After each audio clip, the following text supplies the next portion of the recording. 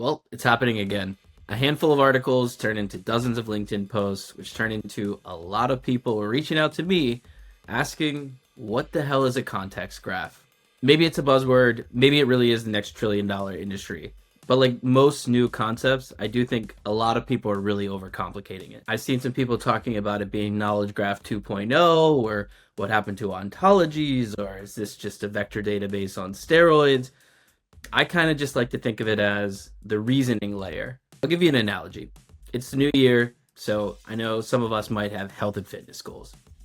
LLMs are great at generating your workout plan, outlining that healthy diet you should follow, but a context graph gives the LLM perspective.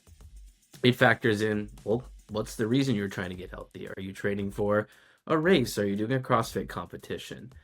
What's your current lifestyle? Have you tried this in the past? Do you have wearable health data that we can factor in? With a context layer, LLMs aren't just telling you what to do, they're telling you why. So why is everyone obsessed with this now?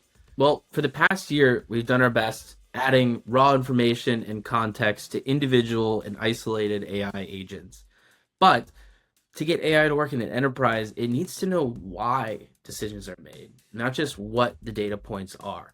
And so if you want your AI to actually reason instead of just respond, you need a context graph that has centralized knowledge of how decisions are made in an organization and factors in a lot of different data points beyond just an individual siloed agent. Luckily, we're going to be unpacking this a lot more on Great Data Debate, so I can't wait to see you there.